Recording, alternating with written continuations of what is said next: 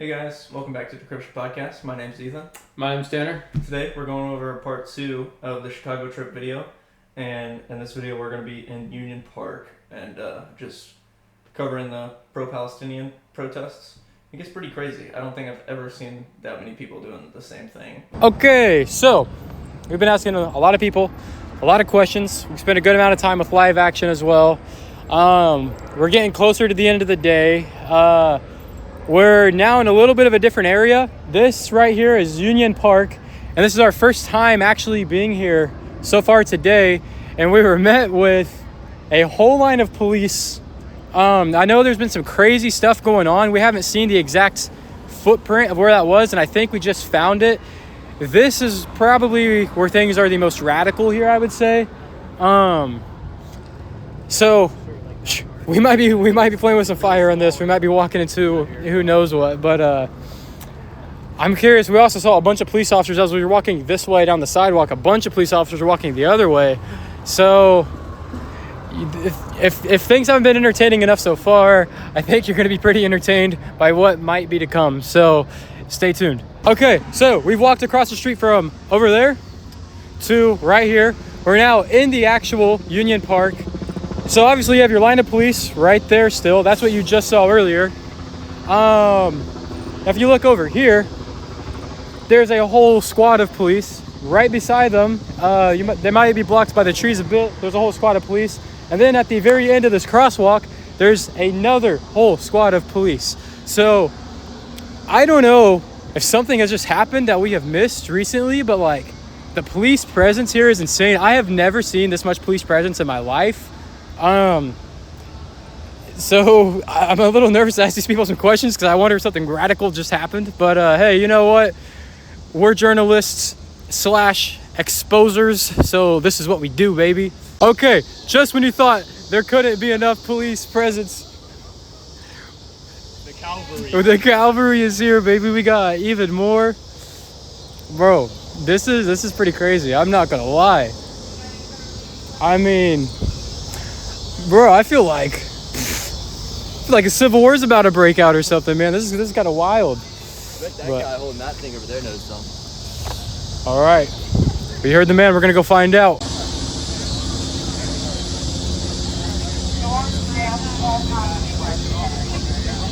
Okay, so we're still walking around trying to get into the actual big rally protest.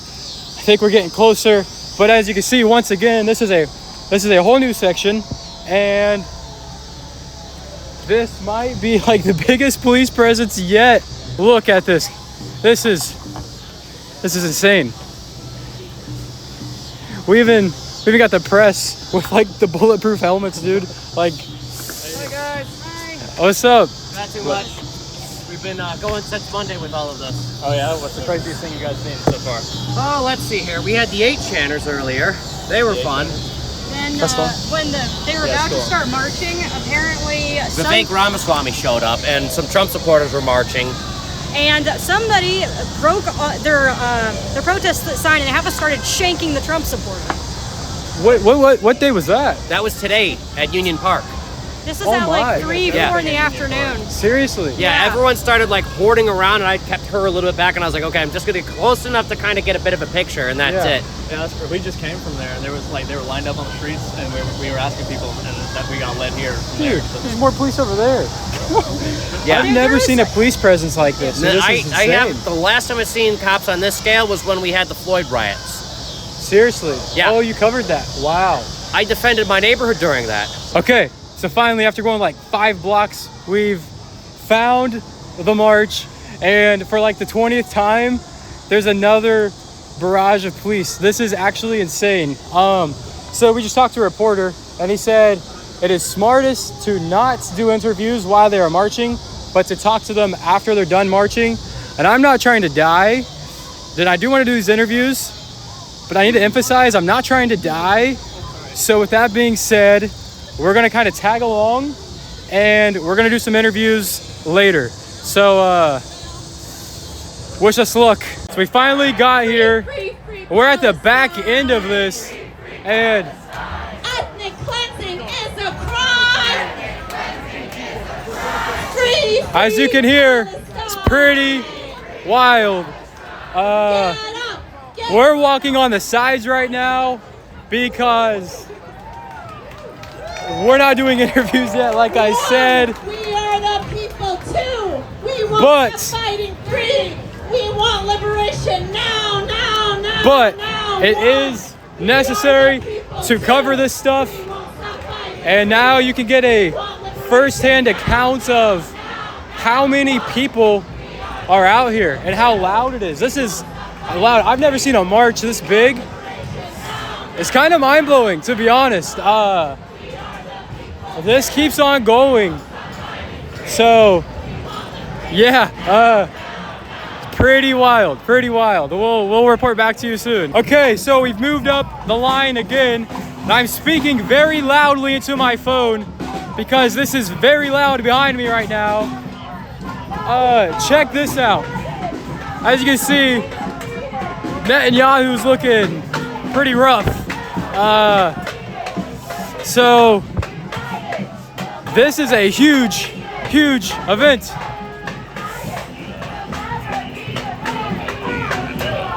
Like I said earlier, the police presence is insane. So, like I said, I'm not gonna intervene yet because this is dangerous. We'll be back. All right, we're back. We're on the sidelines. This thing is deep. It is deep. This thing has spanned all the way down. All the way. I still can't see the front. This is the biggest protest I've ever seen. This is huge. Okay, we left the sidelines. We have more police here. Way more police down there. And on top of all that, we still haven't even seen the front yet. This thing stretches. Who knows how long this thing stretches? But there are police everywhere. So we've probably been going for like 3/4 of a mile. And I think we're now getting close to the front. And yeah, I don't know if you saw, that. I mean, there is all kinds of stuff here. It is pretty insane. We're gonna actually get to the front, but you've seen a lot of what this is. I mean, pretty crazy. To be here in person is wild. I'm not gonna lie, it's wild.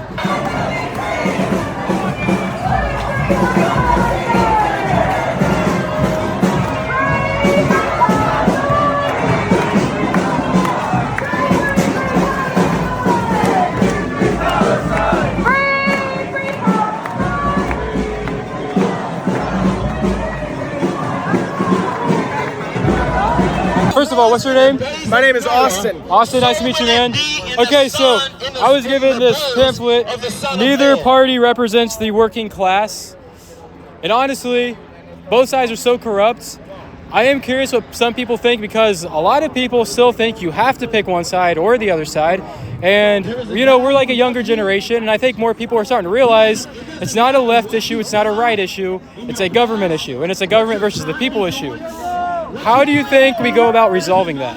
Yeah, well, I mean, to resolve any problem, so, you know, we're communists, we're Marxists, so because of that, we practice the philosophy of dialectical materialism, and the way that works is you got to get to the source of a problem before you can find the solution. So the source, you know, we look at what is a government, what is a state, where does it come from? The state is something that is created by the ruling class to manage the economy and manage the other classes, and I do want to say, you know, you hit on something where you're like, oh, it's a system issue.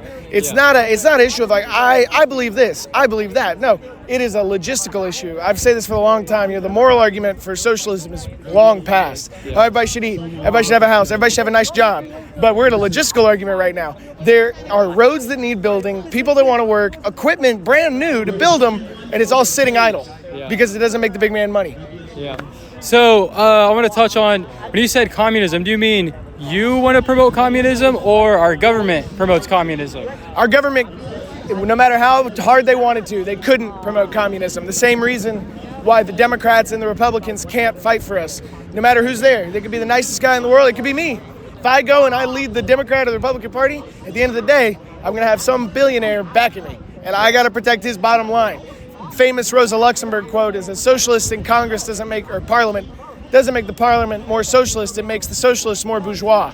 Yeah. You know, you see that with all the people that you love that get in there. It takes one term and they're gone. So would you like to see our government become communist? I want to see our government ultimately dissolved. I mean, really, that's the same. If the best way to look at it is like, how did they get in charge? When I say they, like the capitalists, the big business, the bourgeois, they didn't overthrow a king and say, all right, I'm king. They're like, no, we don't do that anymore. There's no more dukes. There's no more princesses.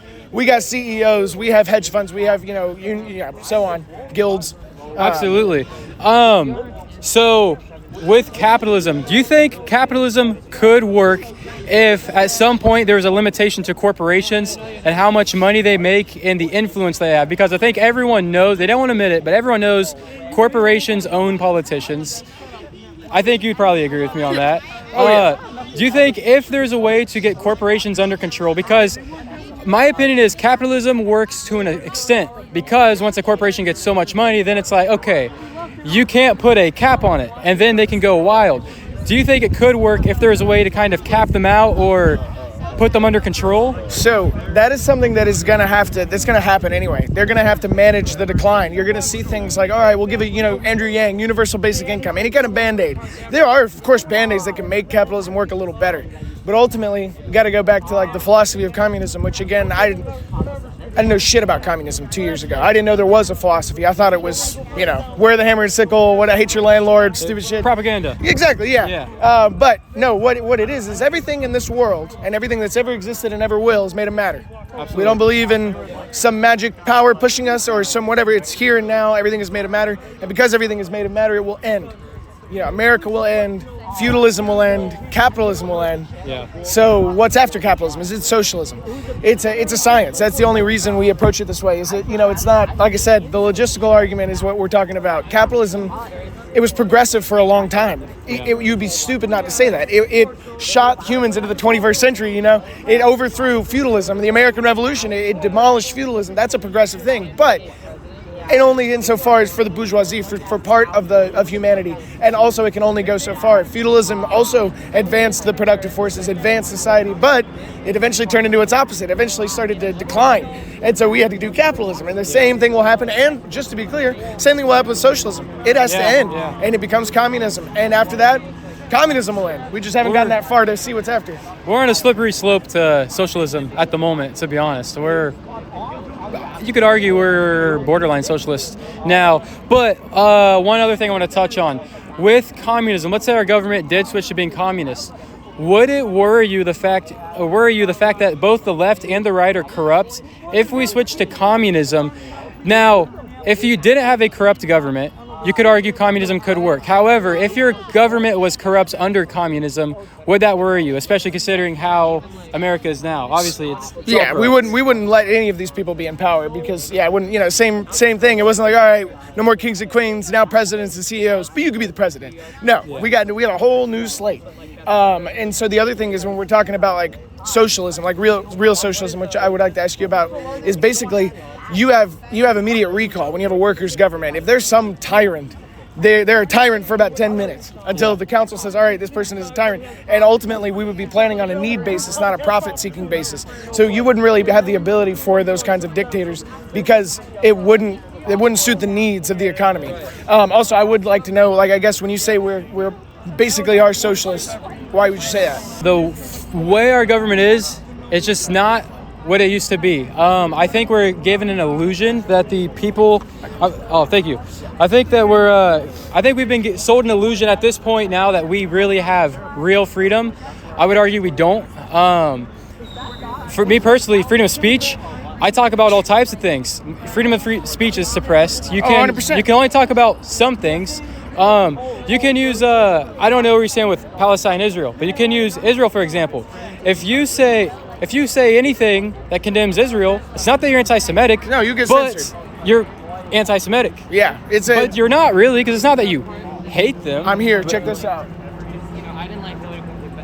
This is why we have a paper. Because the bourgeois will always, the ruling class, it doesn't have to be the bourgeois, take a peek through history, they will always control production. They're always going to control media. Yeah. So that's why we print it. We have a website, of course, but they could take it down, as they have done in Canada, like blocking social media stuff. All right, shadow ban it, do whatever. I'm going to go stand on the corner, my workplace, my neighborhood, say, hey, check it out. I got the news right here. I wrote it myself in my organization. That's so, awesome. Yeah, definitely. Actually, it's your organization? Yeah, well, not my organization. Our organization. Oh, okay. Yeah. I was gonna Sorry, say, that's I'm talking to the CEO. That's no, crazy. my God, no. This is it's the organization is not fuck the organization, but the organization is nothing without the people that make it and the ideas. Yeah. The RCA, the Revolutionary Communist International, which we're a part of, that is not. We are beholden to the ideas. We're beholden to the theory. If there were some world, and I don't think this would happen because we're so dedicated, where this organization didn't follow like Marxist theory, the Marxist method, you'd make a new organization. Yeah. In a couple of words, I'm not very well versed on it. How would you describe Marxism? I appreciate you even saying that. Just say what. Sorry, brother. Sorry, you're good. The amount of people that are like, I got it, and me too. Even in like a positive way. I was like, I got it. We don't, and me and my friends always joke, like, now I understand. So Marxism. Do you know what's written on Marx's grave by any chance? I don't personally. Yeah. The philosophers of the world have hitherto only interpreted it, but the point, however, is to change it. So Marxism is the core philosophy of that is dialectical materialism. There's so much to talk about, but basically, we believe that the world is made of matter, everything, and everything that's ever existed. There's no afterlife. Everything is studyable, knowable. All of that matter is moving all the time. Even a rock, there's atoms inside, shaking, whatever, and it's constantly changing. That is the basis of it. And then we look. That's how Marx wrote the manifesto. Marx wasn't like, I got a good idea. He was like, no, this is the way the world works, like through history. Oh, well, if this is the way the world works, then class struggle is what moves the productive forces. So, like, the three pillars of Marxism, according to Lenin, is dialectical materialism, Marxist economics. Oh my God, it's been a long day. Yeah, Historical no materialism. kidding, Historical materialism. Definitely been a long day. Yeah, and it's Marxist economics is about like where value comes from, what moves the economy, like how things. If I were to pull a diamond out of the ground, it's worth $1 billion or whatever. But if you and me do it, now it's 500,000 or 500 million, and so on, things like that. And basically, the main thing with Marxism, the true core of Marxism is applying that philosophy to the real world, to the struggle. That's the only way that makes it real. It's all over the place. Thank you. Yeah, hey, I get it. It's been a long day. We're ready to go home too. So I'll finish this up. One last question.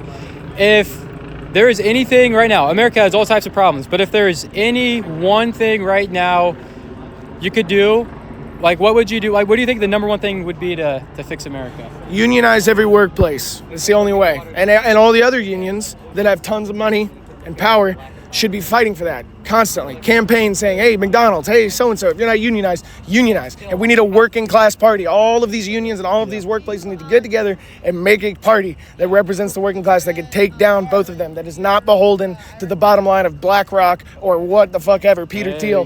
It's the bottom line of the unions, and we take it down from the inside. It's the only way to kill the American war machine and make it something that it should be. I just want to say I dream of a day. I'm sure, how old are you? 22. How old are you? I'm 18. Hell yeah. I'm 29. And I dream of a day, I'm sure America, we suck. We invade this country. Yeah. And we do. We've sucked. We've had some bad shit. We've had some good shit. Yeah. American Revolution would maybe be the end. It's like you love the country, but you don't love what it's became. Is that fair to say? Sure. I don't. I love the workers internationally. No borders. However, I do dream of a day where instead of, oh my God, the Americans are coming, it's, oh my God, the Americans are coming. The revolutionary communists are here to liberate the rest of the world, because this is the source of world imperialism. We take it down here. Palestine's free. Sudan, the Congo, so on. So, that's what I say is organize your workplace. Workers of the world unite. You got nothing to lose but your chains and a world to win. Okay. Hey, amen. Austin. Nice to meet you. What's your name? Ethan. Hey, I'm Tanner. Nice to meet you, man. And one last thing. Where did it go? Did I drop it? Oh yeah, I picked it up. Oh, I bet. We could talk about it if you want to. I did notice you say you don't believe in afterlife. And I do, but I understand not everyone wants to talk about it. I don't want to force anything on you, but if you would like it, I wouldn't mind giving this to you. You know, I mean, It almost disintegrated in my hands. So You're good. So I grew up very religious. Very religious. If I had okay. time, I do want to talk about this because, like, yeah, there's this common, communists hate religion or God. So we cut this interview off here. We kind of talked to this guy about God for a while, but we didn't want to invade on his privacy or anything. Or it seemed like it might have been a vulnerable moment, something more personal, something I personally wouldn't want to post if it were me. Yeah, and we didn't want this guy to feel like we were trying to lead him into a trap to get a gotcha moment on camera. So we used that time to put down the camera and actually talk to him. I would say 1-on-1, but it was actually 2-on-1, obviously, about God. But we had a pretty good conversation, honestly. Hopefully we were able to plant a seed.